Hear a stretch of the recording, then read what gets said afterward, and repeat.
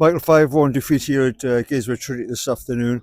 First half was particularly disappointing. Just unacceptable. The game was lost at that point, wasn't it, really? It was lost in about 13 minutes. We went with the same team, same structure, which got the draw and should have won against Leek last week. We knew we were short of numbers. We only had 16 available. A lot of youngsters on the bench. But the first half, the lack of running, the lack of willingness, like the fans have expressed how they feel at the end of the game, and rightly so. That they travel, they spend their money, and that's why we made 3 substitutions at half time, because I thought it needed to be changed. Our midfield didn't track. At times we had one midfielder against 3 of theirs. Nathan before the game spoke about the crossfield ball, the ball to left back and the diagonal. Caught us out every single time. The movement, the lack of taking responsibility in situations. And I had my say at half time. And what was said, we kept in the change rooms. And like I say, 3 substitutions were made. So, we were 4-0 down for about 30 minutes, I think. The first 2 were very good free kicks, well executed. The other 2, not great from our point of view. No. I don't think any of the goals were good at all. I think we were slow, we were lax. We can blame what's going on off the pitch. The cost cutting, we can blame the bus, which I think zapped morale before we even got here. And players now are looking at things and looking what's happening, and it is affecting them. And I've made that point on one of the group chats before we even got here. But there's no excuses. I think the least we could give is be aggressive, be hot, just be hard to beat, the work rate, and there was none of that. It was that first half was Macclesfield, was Matlock, was Ashton to a point where we didn't compete at all in that, and we didn't compete in the first half, and it's just that's not my team. That's not a Nathan. Me and Nathan's just stood there, and we've spoke about, and we want to have a conversation with the board on Monday or Tuesday about stuff, because what's going off the pitch is really affecting the lads on the pitch now. Second half, it was much better.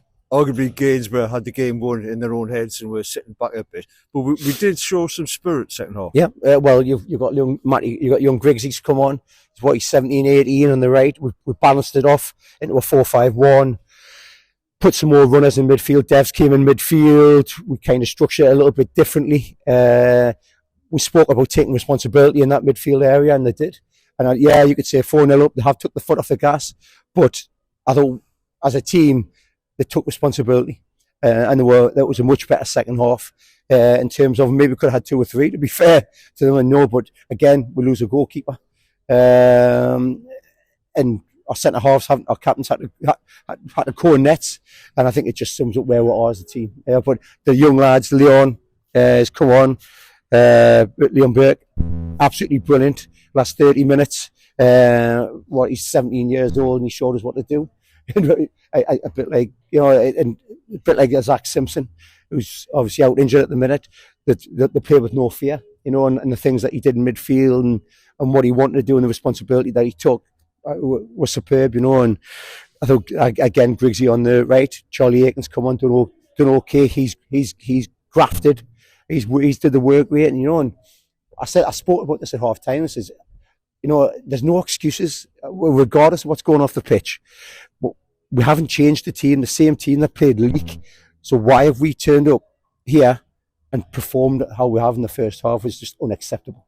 Yeah, so there were some positives second half, as you say. Yeah. So Alexander Walpole, took a knock to the keeper. Do we know the extent of that injury? No, the ankle. You go back to Huddersfield, I presume, on Monday, and we'll just see how that is. We've sent Hogan out on loan to West Allotment to cut a little bit more of the budget.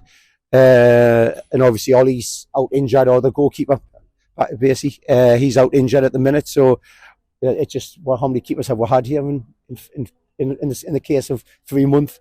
It just seems to be one injury after another, But we're bringing young lads in, and it's like a baptism of fire for them, isn't it? And it's the goals that we've conceded. None of them have been good at all. None of them.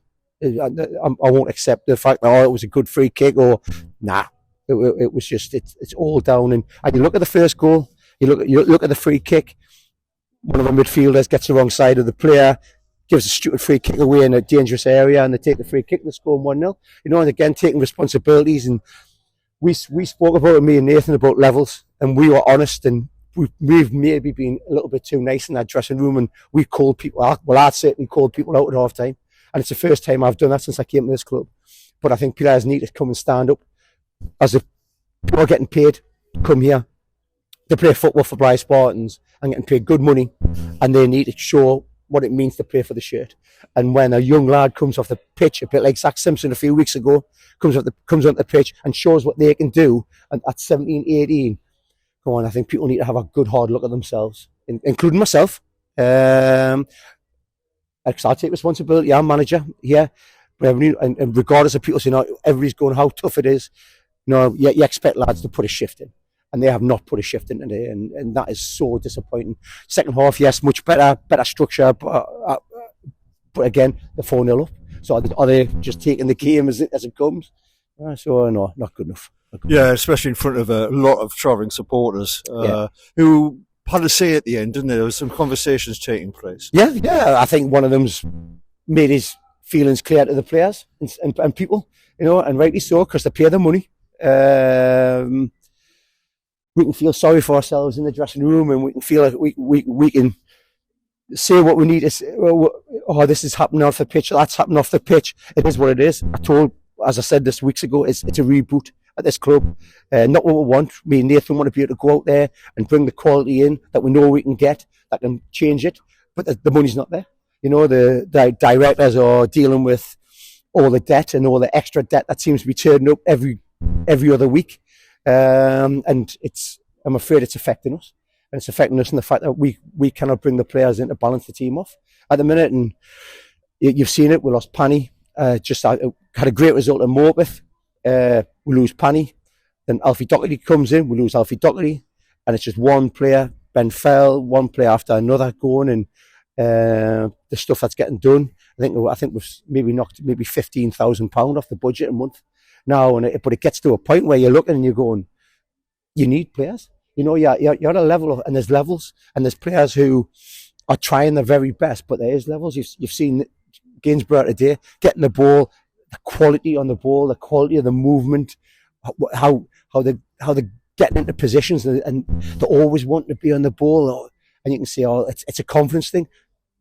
Their form wasn't great going into today, and we've been made to look like the team we are, which is bottom of the league. And yes, we can blame the start of the season and recruitment and everything like that, and trying to pick up pieces, but first and foremost, it's about work rate, it's about effort. If you get that, you've got at least half a chance in games. That first half was an absolute shambles. And people, you can't talk about structure, because it's the same structure as we've had 2 or 3 games, and we've got good results. But me and Nathan just stood there, it's papered over the cracks. And we're trying to do miracles with what we've got here, and the lads are good players, but you know what it is. We all need to look at ourselves. Paddy Harmon's standing out week in, week out because of the quality that he is. Others aren't, and people need to step up or need to step away. And if I've got to go with under 19s for the rest of the season, we'll go with under 19s for the rest of the season and cut the budget again. But we need players to start taking responsibility on the park and working hard. And I knew before the game it was an atmosphere in the changing rooms, and you look at it and you look at the cuts, the kind of conversations that were had on the bus, because the bus is obviously being downgraded to a littler bus, and people going, it's now starting to affect players, and it's going into the changing rooms, which then goes onto the pitch. So it's great the fans saying what they're saying, and I totally get it. I'm a Blyth lad. I understand where they're coming from. But all these players are hurting, and all these players have got a lack of confidence. There's a lack of morale with the group of them, because we do not know what's going to happen next. And no fault of the board. The board's trying to do its best itself to try to stop this great club going administration, to be honest, because it's how it's been. Should I choose my words carefully here? It's how it's been looked after in the previous hands, and this great club is in a situation where it's crisis, and it is crisis. And these people on the board are trying their very best to avoid what could end up being catastrophic for this club. And we are trying to do our best, me and Nathan, with what we've got, and for us, we've got great pride in ourselves. Nathan's come from Whitby, I've come from Blythetown, where we've always won games, and we're coming to a club where it's just not. The standards are not good enough, and I talk about things off the pitch need to be good, which then leads to things positively going onto the pitch, and it's now affecting the lads to a point of how much more can we do. Yeah, thanks, Mike. I'm sure most fans appreciate your openness and honesty there. Yeah, thank you very much. Thank you.